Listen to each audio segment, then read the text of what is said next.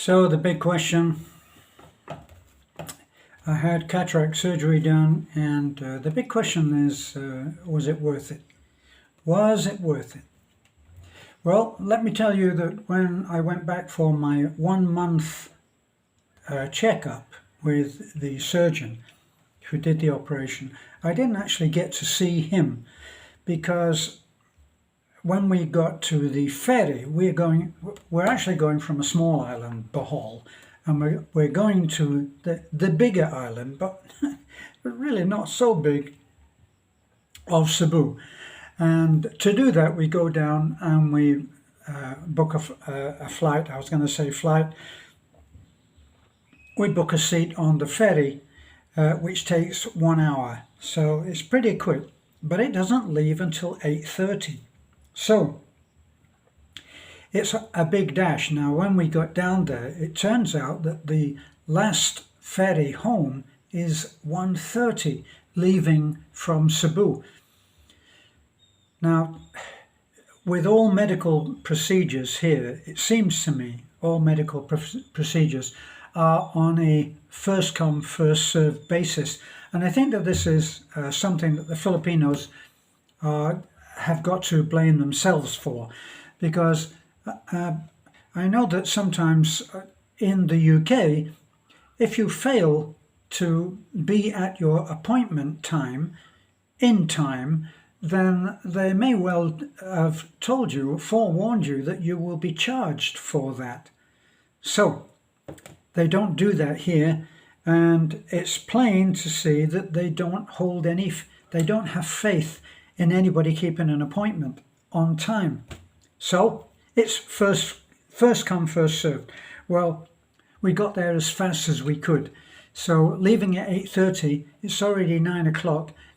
We may possibly have got there by 10 or 10:30. I didn't look at the time. Then begins the long wait. We waited until about 11:30, still hadn't had anything to eat, so we went and had something to eat and came back. Well, bearing in mind we got to be back for the ferry at 1:30, we had to go and ask if we could be seen on the basis of priority. As a senior, I should be served in priority, along with persons of various disabilities and pregnant women. Well, I can be declared at least old age. So we did get seen and we did get back in time. But the examination, so what they give you after the preliminary thing, you go back in a month, then they look at your eyes. Well, they do a test on it, which is the same as going for an eye test for glasses. So you go and they look at the numbers and they ask you what you can see. It seemed to me that I was not seeing as well when it came to this particular kind of test, because normally I can make much more sense of that little screen that's on the wall about 2 meters away than I did the other day when I went. So I mentioned this. I said, actually, it doesn't seem like the numbers are so good this time following the operation. And yet the operation itself, before I was tested at all, I'd already made up my mind that this was a done deal. I wasn't going back. If there was anything that they had any issues with, I wasn't going back to have them mess with my eyes again. So I'd already made up my mind that what I have is enough. So, 84 years old, I can now read without glasses, which is a huge benefit. Often I would drive into Taliban and I would go to PP Coffee. I go to PP Coffee and have a simple breakfast there, and I do that most every day unless we have some other appointments like going to Cebu. So I do that and I have breakfast, and then I spend at least an hour or possibly more on the internet, because at PP Coffee, they have very good signal. So that's when I catch up on a lot of my emails, a lot of my private messengers on Facebook Messenger, and I answer comments, look at comments and like or not like. I never not like them, but I answer the comments. So I get my business done in a way at PP Coffee, and they are always very, very nice to me. So I'd made up my mind, in other words, to say that I was satisfied.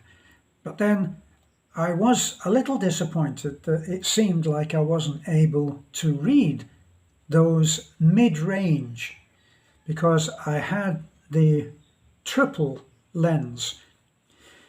You can have various lenses for far sight, near sight, mid and mid-range. You can have all of these three if you wish, and that's what I went for. Because I do a lot of driving, and so it was important for me to be able to see far, but I also do a lot on the internet, so it's I got to be satisfied in every way. Well, I am very much satisfied with how I can read when I go on the internet, so that was my decider, and I can see far as well. Colors is another thing. Absolutely brilliant difference in the colors. Now for anybody who might be looking at this, and maybe I might be influencing you on whether you should have it or not. Now let me tell you that it was a subscriber, James, who is around my age, and wrote to me and said, I've just had cataract surgery and it has been amazing. You might want to consider it yourself. Well, I'd already been thinking maybe I should have surgery. And about 2 or 3 years ago, I did go and see another surgeon. And he said, yes, you would be eligible for removal of cataracts. Well, I think it may even have come a long way since then, and the lenses are that much more superior. Well, what happens when you go? Now, I got to tell you, I got to be honest, it's no pleasure trip, believe me. For the surgeon that I went to see, I felt that they were extremely professional. The whole thing from the clinic, which was unfortunately packed with people, but then that was a good sign because it means that he's good, doesn't it? So all of the equipment seemed, to my eye, that it was state of the art.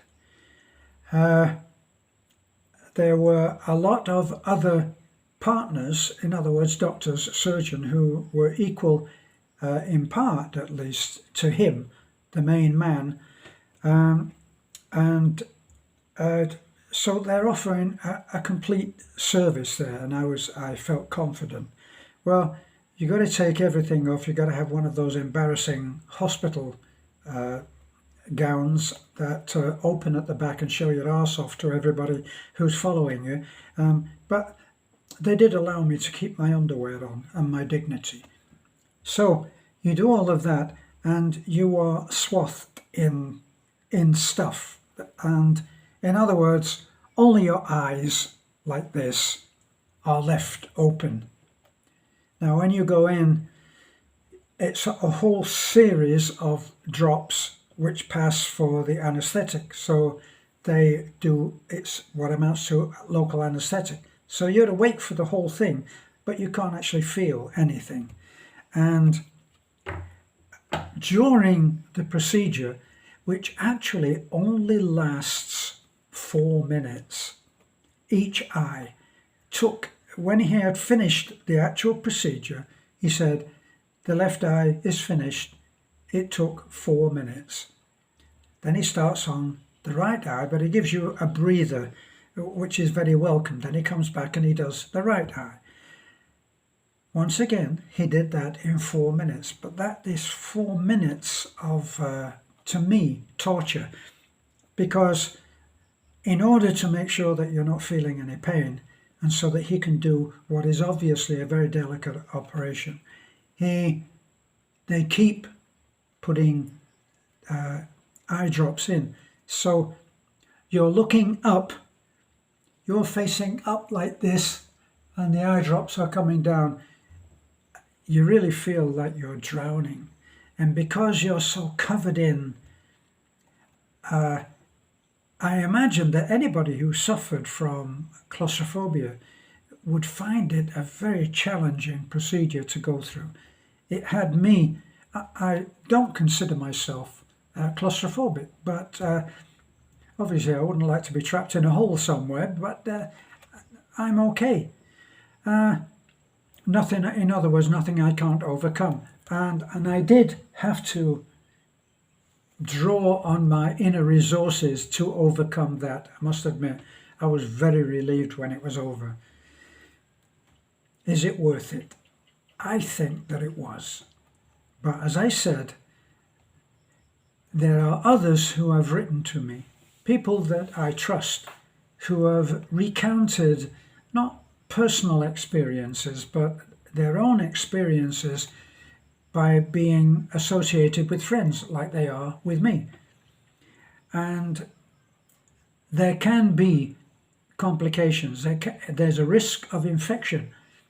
There's a risk that if you don't do as you're told, you might actually incur some injuries because of being foolish.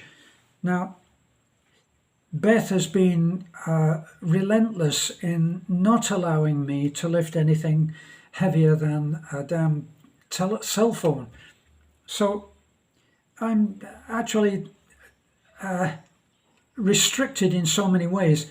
I was in the middle of a training routine which was getting me back in shape, which I felt I really needed. I couldn't do that. I couldn't lift any weights. I couldn't do anything. And in fact, when I had my checkup and they had to give me the bum's rush through the clinic so that we could get back for our 1:30 ferry, we saw another doctor. They asked me, would you be prepared to see one of the other doctors in the practice? And I said, assuming, of course, that they're qualified, of course I would be. And the woman that saw me, a doctor, was incredibly nice, incredibly polite and respectful. I never felt that I was being a nuisance, getting ahead of time, which I was.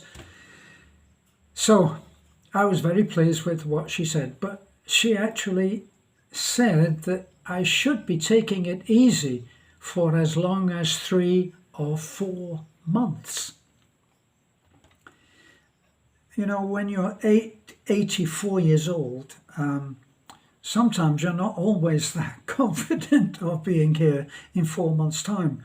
So I very nearly said to her, 4 months, I don't have 4 months, which would be slightly pessimistic. We all know death is coming, but we don't have to rush out and embrace it. What's that song that I used to hear in America?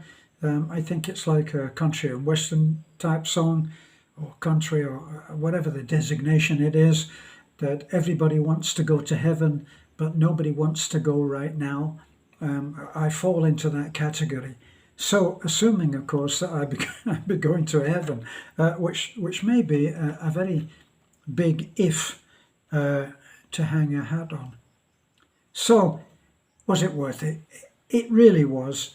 When I came out of that surgery, surprisingly, I've had work done on my eyes before. I had a LASIK procedure where they removed some of the floaters. You know, when you get certainly over 35 or 40, you'll see these things, and they're floating around. Every time you look at it, it will disappear, but they're there, and they can interfere with your vision. And I did have many of those removed, so I was familiar with that. And they insisted, even on that you should wear dark glasses. They didn't mention anything at this clinic about dark glasses, but what they did, they did give me was a special all-around pair of glasses that were there to protect my eyes, but they're not shades. So I ended up using them certainly religiously for about, I think, 5 or 6 days or a week or something like that. And then I'd already asked the surgeon on my next day visit when I had the operation done, said, is it okay for me to just wear big sunglasses? And he said yes. So they were very careful, but as I've said, maybe some of these mishaps that come, difficulties come because people are not as healthy as they think, lots of different reasons. And the one that comes to mind for me is that people will soon forget that they're not supposed to lift anything. Well, in my case, an every couple of days challenge for me is lifting that bottle of drinking water onto the water fountain. And I don't know what that weighs, 30 or 40 pounds, whatever. And Beth would make sure that I wasn't allowed to do that. So I was very, very good for the month. Right at the end, the last day before my operation, before my checkup, I did ride my bike. And one of the reasons that you would not do that is if you did actually drop the bike for any reason or have to lay it down, not a crash, but if you overbalance and had to lay it down, it happens. To lift that bike back up would have been breaking the rule of not lifting anything heavy. But we're in the Philippines, so I felt sure that somebody would come and help me. It never happened, and I don't think it will happen. So now I'm riding, but I'm still not allowed, according to even what Beth heard, to start lifting any weights, which is a huge disappointment for me because I'm not a sit-at-home couch potato type. It doesn't suit me. So, back to the question and to the answer.